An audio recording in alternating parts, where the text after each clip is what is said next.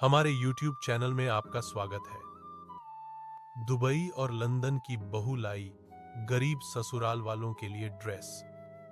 सरिता जी बहुत गरीब थी। बड़ी ही मुश्किल से वो अपने पति और बेटी के साथ रामपुर कलां गांव में अपना गुहारा कर रही थी।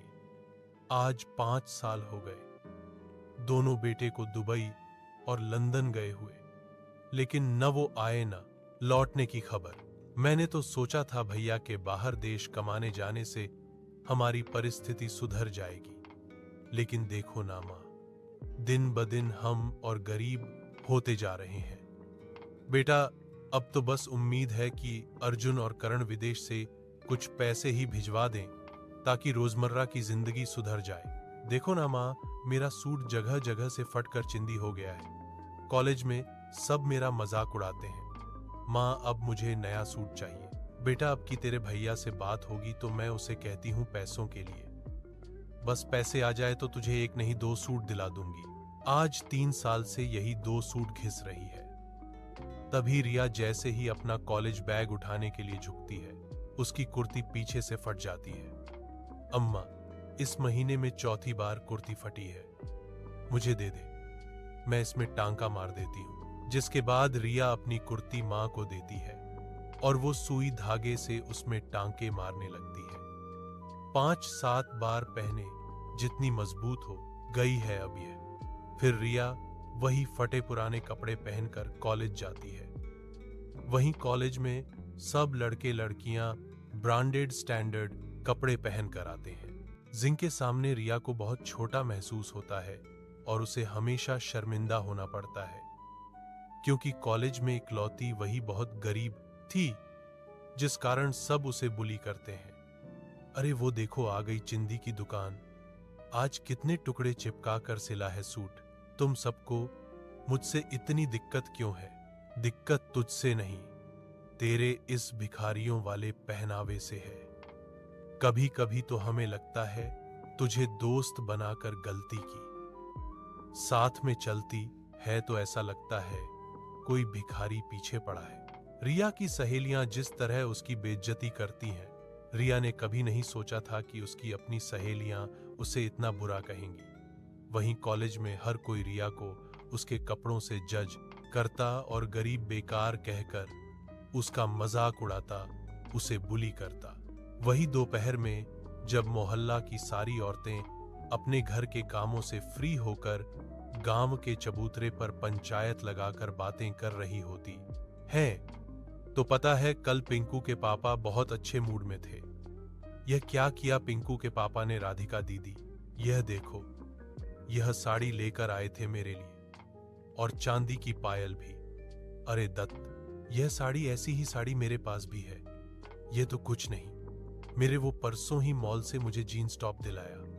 अब की जब हम बाहर जाएंगे तो पहन कर जाऊंगी। ऐसे तो तुम जवानों की, हम बुढ़ों की क्या?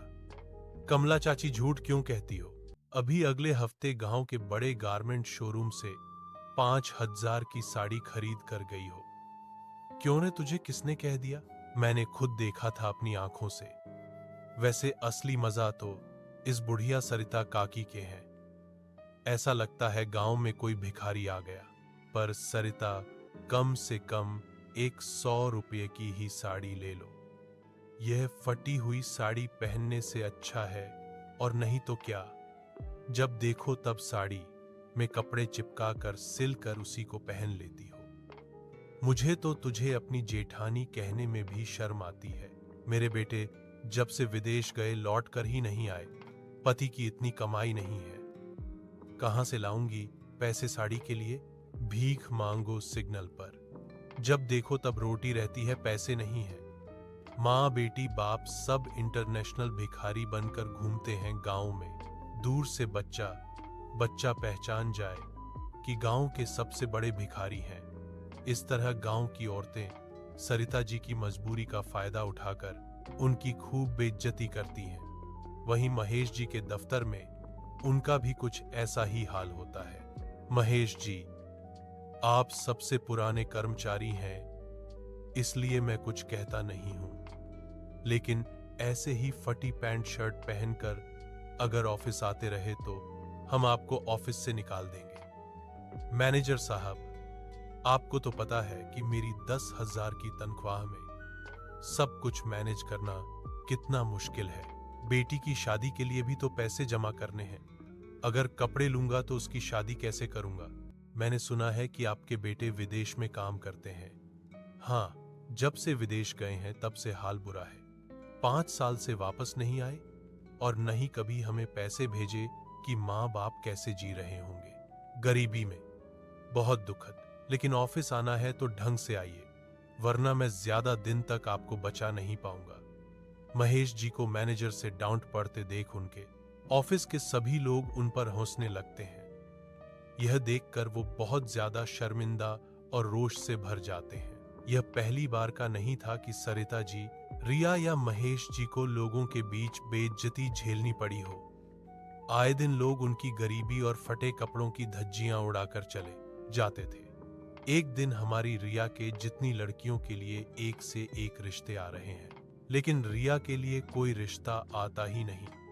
जी, सब हमारे कपड़े देखकर हमें गरीब भिखारी समझते हैं। बस इसीलिए अगर करण और अर्जुन यहां होते तो हमें कभी यह दिन देखने नहीं पड़ते। सरिता जी इतना कह ही रही थी कि तभी एक बड़ी सी कार आकर उनके दरवाजे पर रुकती है। यह किसकी गाड़ी है? लगता है कोई गलत पते पर आ गया है। हमारे रिश्तेदारों में भी कोई इतना अमीर नहीं है कि इतनी महंगी गाड़ी चलाए। तभी कार से सूट बूट पहने करण बाहर निकलता है और दूसरी तरफ जाकर कार का दरवाजा खोलता है और कार से गोरी चिट्टी विदेशी निकलती है। उसके कपड़े पूरी तरह से नीले 18 कैरेट हीरे से सजे हुए थे, जिसकी भी नजर कपड़ों पर पड़े आंखें चमक जाएं। इतनी सुंदर ड्रेस थी। करण भैया, आज आप यहां अचानक से, और यह आपके साथ लड़की कौन है? करण, वाह मेरे लाल, तूने भी यहां तो नहीं रचा ली ना बेटा? हाँ अम्मा, मैंने लिली से शादी कर ली है। लिली लंदन में रहती है। काम के दौरान हमारी मुलाकात हुई और प्यार हो गया। मैं लिली को यहां लाकर शादी करना चाहता था, लेकिन उसके माता पिता ने कहा कि लिली तभी भारत जा सकती है जब मैं उससे शादी करूं। इसीलिए मैं उसे ब्याह कर ले आया। लिली मेरी मां सरिता जी और पिताजी महेश जी से मिलो। अरे बेटा, माता पिता का नाम भारत में नहीं लेते, ये बुरे तौर तरीके होते हैं। पांव लागू सासू मां। लिली पारंपरिक अंदाज में सरिता जी के पैर छूती है, लेकिन सरिता जी अपने पैर पीछे कर लेती हैं। यह फिरंगन मेरी बहू नहीं बन सकती। बेटा, तूने यह सही नहीं किया। अभी करण की विदेशी लड़की से शादी के बाद घर वाले हजम नहीं कर पा रहे थे। वहां एक और बड़ी सी काली मर्सिडीज घर के सामने रुकती है। मोहल्ले की औरतें भी चुपके चुपके सरिता जी के घर में चल रहे तमाशे का मजा ले रही थीं। अरे देखो तो, इंटरनेशनल भिखारियों के यहाँ सच में इंटरनेशनल लोग आए हैं। इन गरीबों के संपर्क इतने अमीर लोगों से कहां से हो गए? वहीं दूसरी कार से अर्जुन अपनी दुबई की बीवी आयशा के साथ उतरता है। अब ये कौन है? मां छोटी की कहानी कुछ कुछ मेरी तरह ही है। तभी आयशा जल्दी से आकर सरिता जी के पैर छूती है। दूर हटो, मेरे अच्छे खासे बेटों को फंसा लिया और अब पैर छूने आई हो। अब समझ में आया तुम दोनों को 5 सालों में कभी घर की याद क्यों नहीं आई? कभी तुमने पैसे क्यों नहीं भेजे? ये इन्हीं अमीर जादियों पर लुटा रहे थे ना? तभी तो हीरे और सोने की ड्रेस पहन कर आई हैं ये। इतनी अमीर बहुएं आने के बाद भी सरिता जी उन्हें खरी खोटी सुना रही थी। वहीं पड़ोसन यह सब देखकर मजे ले रही थी और सोच रही थी कि भाई, इतनी अमीर बहू के आने से तो अब सरिता जी की तकदीर पलट जाएगी। बहुत मेहनत करने और मनाने के बाद फाइनली सरिता जी बहुओं को घर के अंदर आने के लिए मान जाती हैं। घर में आने दिया है इसका मतलब यह नहीं कि हमने तुम्हें माफ कर दिया। सासू माँ ने हमें घर में ले लिया तो सासू माँ के दिल तक जाने का रास्ता हम खुद बना लेंगे। आयशा और लिली दोनों ही बड़े डिजाइनर खानदान की बेटियां थीं। जहां आयशा दुबई के डिजाइनर खानदान के शेख की बेटी थी, तो वहीं लिली लंदन के बड़े फैशन डिजाइनिंग खानदान की इकलौती वारिस। वहीं करण और अर्जुन की मुलाकात दोनों से काम के सिलसिले में हुई थी। आज दोनों उनके घर में उनकी बीवियां बनकर रह रही थीं। मुझे विश्वास नहीं हो रहा कि अर्जुन की हम साथ में हैं तुम्हारे घर में। वैसे यह घर बहुत आरामदायक है, लेकिन मुझे यह पसंद है। इस घर के लोगों का दिल बड़ा है। कोई बात नहीं प्रिय, हम ऐसा ही घर बनाएंगे। तभी रिया अर्जुन की बात सुन लेती है। हाँ हाँ, सब लुटा दो इन फिरंगियों पर। पहले अंग्रेज देश लूट कर चले गए, अब ये लंदन और दुबई वाली बहुएं हमारा घर लूट कर ले जाएंगी। बीवी के लिए सोने का महल खड़ा करने की सोच रहे हो। 5 साल हमने कैसे गुजारे इसका कभी ख्याल नहीं आया। ओह रिया, गुस्सा मत करो, अब तो सब ठीक है। देखो तुम्हारी भाभी तुम्हारे लिए क्या लाई है। यह सोने चांदी की ड्रेस। यह पूरी ड्रेस सोने से बनी है और इसमें बीच बीच में चांदी का वर्क है। सोने की ड्रेस देखकर एक पल को रिया का मन पिघल ही जाता है, लेकिन उसकी सहेलियों के ताने याद आते हैं और उसे लगता है कि जो भी हुआ यह सब उसके भाई भाभी के कारण।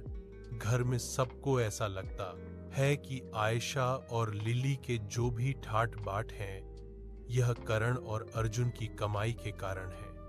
वही लिली कहती है, मम्मी जी, पापा जी, नाना जी, देखो मैं आप लोगों के लिए क्या लाई हूं। आपको नहीं पता तो हमें क्या खाक पता होगा। चलिए नाना जी, ये देखिए, मैं आपके लिए 500 और 2000 की नोट से बनी ड्रेस लेकर आई हूं। पहले मैंने सोचा क्यों ना डॉलर से बनी ड्रेस लेकर चलूं, लेकिन इंडिया में तो इंडियन करेंसी चलती है ना। Well, I brought both. ये लीजिए आपकी डॉलर से बनी ड्रेस और ये पैसे से बनी ड्रेस। तू मुझे पैसे में तोल रही है फिरंगन बहू। नहीं नहीं माँ जी, यह ड्रेस मेरे लंदन के डिजाइनर खानदान के मायके वालों की तरफ से आप लोगों के लिए छोटी सी भेंट है। ससुर जी, डैड ने आपके लिए स्पेशल कोट पैंट भेजा है, वो भी डायमंड से जुड़ा हुआ। माँ, आपके लिए हीरे की साड़ी भी है और यह पैसे से बनी साड़ी। लिली को ससुराल वालों को मायके से आया उपहार देते देख आयशा भी अपने दुबई के डिजाइनर खानदान से आई महंगी डिजाइनर ड्रेस और ज्वेलरी लेकर आती है। माँ जी, यह 9 लाख का हार मेरे डिजाइनर खानदान की तरफ से आपके लिए भेंट है और यह सोने की साड़ी भी। पापा जी, आपके लिए मेरे शेख पापा ने यह सोने का सूट भेजा है, आप पर बहुत अच्छा लगेगा। और यह डायमंड का ब्रोच भी है। रिया, तुम्हारा गिफ्ट तो मैं तुम्हें दे ही चुकी हूं। अपना सामान आपको मुबारक हो, मुझे नहीं चाहिए। तभी सास सारा सामान उठाकर फर्श पर फेंक देती है। हम फटे कपड़ों में खुश हैं, हमें नहीं चाहिए तुम्हारी दौलत। फिर सास वहां से चली जाती है। वहीं दुबई और लंदन के डिजाइनर खानदान से आई बहुएं उदास हो जाती हैं। आयशा, अगर हमें अपने ससुराल वालों को मनाना है तो हमें एकजुट होना पड़ेगा। तुम सही कह रही हो लिली। ससुराल में आयशा और लिली सास ससुर और ननद को मनाने के लिए उनके मनपसंद का खाना बनाना सीखती हैं और आयशा यूट्यूब से देखकर साड़ी पहनना भी सीखती है। आयशा अपने डिजाइनर खानदान से आई गोल्ड की साड़ी पहनकर तैयार होती है, तो वहीं लिली नोट से बनी साड़ी पहनती है। वहीं जब दोनों के पति उन्हें साड़ी में देखते हैं तो वो उन पर फिदा हो जाते हैं। क्या बात है आज साड़ी में नारी सब पर भारी, आज का नारा। चलो अब मुझे जाने दो, तुम्हें इम्प्रेस करने के लिए नहीं पहनी साड़ी, माँ जी के लिए पहनी है। वहीं आयशा के कमरे में आज तो मेरे सोना ने सोना पहना रखा है, तुम्हारे लिए नहीं, मैंने माँ जी के लिए पहना है। चलो हटो, मुझे जाने दो। दोनों बहुएं रसोई में अपने हाथों से ससुराल वालों के लिए आज बढ़िया खाना बनाती हैं और टेबल पर लगाती हैं। क्या खुशबू है खाने की, बहुत दिन हो गए अच्छा खाना खाए। लेकिन खाना बना कौन रहा है? डिजाइनर खानदान की बहुएं बना रही हैं। मुझे तो ढोंगी लगती हैं दोनों। मेरे बेटों का पैसा उड़ाकर मायके की झूठी शान दिखा रही हैं। चलो खाना खाते हैं, देखते हैं क्या बनाया है दोनों ने। दोनों बहुएं बड़े प्यार से सभी के लिए पूरी, पराठा, खीर, पनीर, पुलाव और बिरयानी बनाती हैं। मम्मी जी कैसा लगा खाना? ठीक है। अब तो मनहदियों से इससे ज्यादा की उम्मीद भी बेकार है। दोनों बहुएं सास को खुश करने के लिए बहुत प्रयास देती हैं। उनके कपड़े धो कर देती, रात में हाथ पैर दबाती, बढ़िया बढ़िया खाना बनाती, लेकिन सास है कि खुश होती ही नहीं। वहीं दुबई और लंदन वाली बहुएं जब से आई थीं, पूरे गांव में उन्हीं के चर्चे थे। एक दिन जब लिली और आयशा छत पर एक्सरसाइज कर रही होती हैं, तो नीचे से आवाज आती है, अरे सरिता बहन, इंटरनेशनल भिखारी और इनकी बहुएं खानदानी रईस। बताओ, जिम के कपड़े भी सोने और डायमंड से बने हुए हैं। बाप रे, बड़ी अमीर हैं दोनों। हाउ चीप यू गाय यार।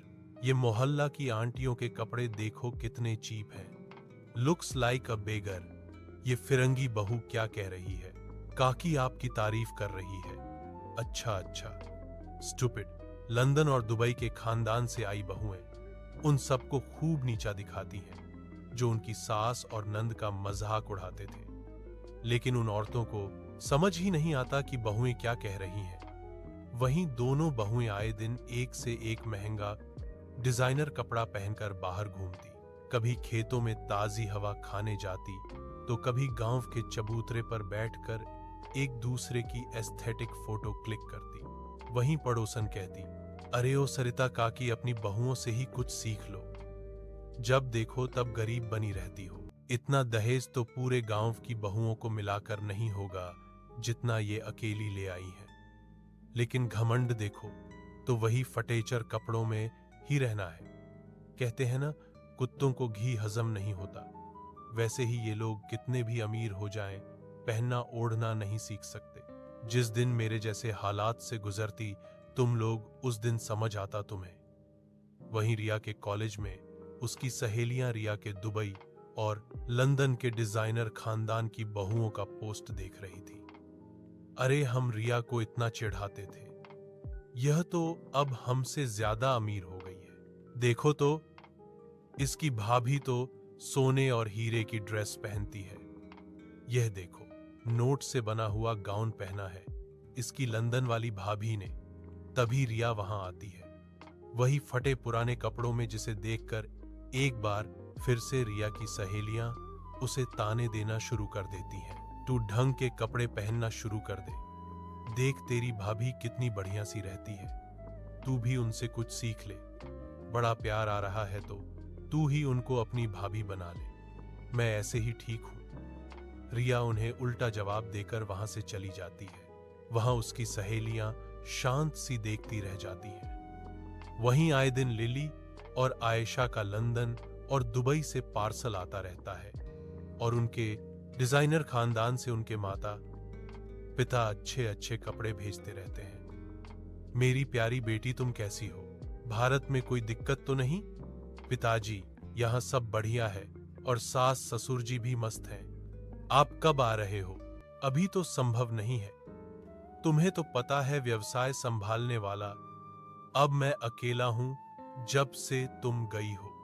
चलो तुम खुश रहो, मैं कॉल रखता हूं। महत्वपूर्ण बैठक है। फिर लिली के पिता फोन काट देते हैं। वहां उसके लिए लंदन से एक बॉक्स भरकर नए नए डिजाइनर कपड़े आए होते हैं, और आयशा के सेठ पापा ने भी उसके लिए डिजाइनर कपड़े भिजवाए होते हैं। अरे लिली, तुम्हारे डैड ने भी डिजाइनर कपड़े भेजे हैं।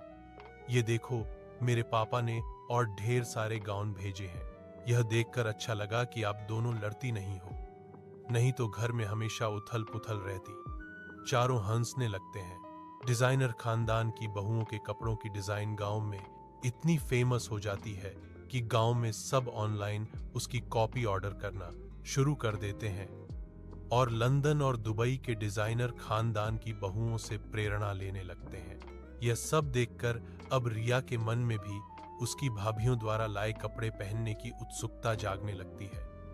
और फिर जब उसकी भाभियां शाम में खेतों में घूमने गई होती हैं, तब रिया कहती है, अब मैं आराम से भाभी की लाइट ड्रेस पहन सकती हूँ। फिर रिया एक एक करके आयशा और लिली की लाइट ड्रेस पहनकर देखने लगती है।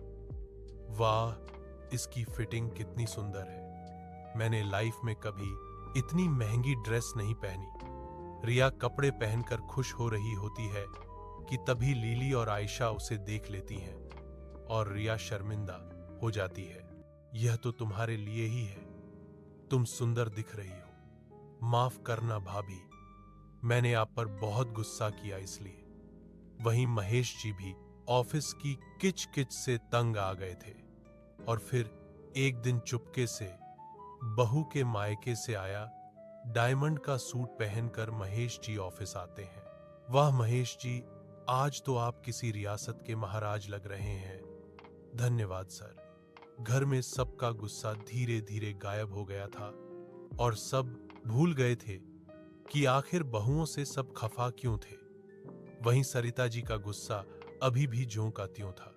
अब रिया चुपके से भाभी की लाइट ड्रेस पहनकर कॉलेज जाती और उसकी अब दोस्तों से भी खूब बनती। वहीं महेश जी भी बहुओं का लाया सूट पहनकर जब ऑफिस जाते तो उनकी खूब तारीफ होती।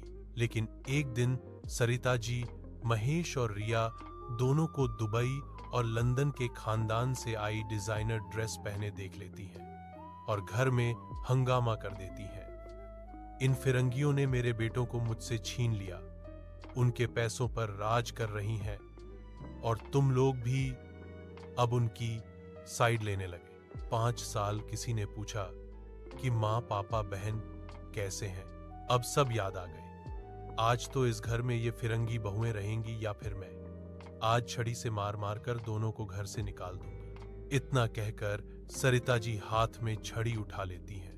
वहां पत्नियों का अपमान अर्जुन और करण से सहन नहीं होता और वे माँ की छड़ी पकड़ लेते हैं। माँ जैसे रिया आपकी बेटी है वैसे ही ये दोनों भी किसी की बेटी हैं और आपको लगता है कि ये हमारे पैसों पर ऐश करती हैं। इन दोनों की मासिक कमाई इतनी है जितना हम 10 साल में न कमा पाए। ये सब जो कुछ आयशा और लिली लाई हैं, ये उनके पैसों का है, हमारा नहीं। हाँ माँ, और 5 साल का जो आप ताना देती हैं, हम लंदन और दुबई जाकर फंस गए थे। हमारे मोबाइल और पासपोर्ट सब छीन लिए गए थे, जिस कारण हम किसी से संपर्क नहीं कर पा रहे थे। लेकिन हम दोनों भाइयों की नसीब शायद एक ही कलम से लिखी गई है। तभी तो हम दोनों को एक ही समय पर आयशा और लिली मिली, जिसके बाद हमें डिजाइनर फर्म में काम मिला। हमें गर्व है कि ये दोनों हमारे घर की बहुएं हैं। ये यहीं खड़े खड़े ही लाखों का व्यवसाय एक स्पर्श में करती हैं और आप भाग्यशाली हैं कि ये आपकी इतनी इज्जत करती हैं। अपनी बहुओं की असली छवि और प्रतिष्ठा जानकर सास को अपनी गलती का एहसास होता है कि वह अपनी बहुओं को कितना गलत समझ रही थी। लिली और आयशा बहू, मुझे माफ कर देना। मैंने तुम्हें पिछले दिनों बहुत बेइज्जती की, क्या कुछ नहीं कहा, लेकिन तुम दोनों ने कभी मुझे उल्टा जवाब नहीं दिया और मेरी खूब सेवा भी की। धन्यवाद बहू। जिसके बाद सरिता जी दोनों बहुओं को गले लगा लेती हैं। वहीं कुछ दिनों बाद सरिता जी तैयार होते हुए कहती हैं, आज तो मैं अपनी लंदन और दुबई के डिजाइनर खानदान की बहुओं को भी पहनावे में फेल कर दूंगी। कितनी सुंदर लग रही हैं ये सारी। मेरी सास तो जवान लग रही है, 16 साल की मीठी माँ जी लग रही हैं। धत्त बदमाश। अब सरिता जी अपनी लंदन और दुबई वाली बहुओं को अपना लेती हैं और अपनी बहुओं के लाए हुए कपड़े पहना करती हैं। अब घर का माहौल बिल्कुल बदल चुका था। सरिता जी खुद बहुओं के साथ बैठकर उनसे नए नए फैशन के बारे में बात करती। महेश जी भी मुस्कुरा कर कहते, लगता है हमारा घर सच में बदल गया। रिया अब खुलकर अपनी भाभियों के साथ रहती और उनसे नए डिजाइन्स और स्टाइलिंग टिप्स सीखती। एक दिन गांव के चबूतरे पर फिर से औरतें बैठी होती हैं। अरे सरिता बहन, आज तो आप किसी शहर की रानी लग रही हो। हाँ भाई, अब हम भी थोड़ा आधुनिक हो गए हैं। और यह साड़ी, मेरी लंदन वाली बहू लाई है और यह हार दुबई वाली बहू का गिफ्ट है।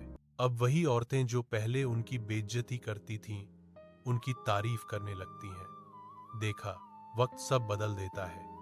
सरिता जी मुस्कुराकर कहती हैं, वक्त नहीं, समझ बदलनी पड़ती है। रिया और सरिता जी दोनों लंदन और दुबई से लाए हुए ड्रेस पहनकर पड़ोस की औरतों को हल्का हल्का जलाया करती हैं और आयशा और लिली एक दूसरे को देखकर मुस्कुरा देती हैं। गरीबी का मजाक उड़ाने वाले लोग अब उनके घर की मिसाल देते हैं। रामपुर कलां गांव में अब एक ही बात मशहूर थी, इंटरनेशनल भिखारी नहीं, इंटरनेशनल खानदान।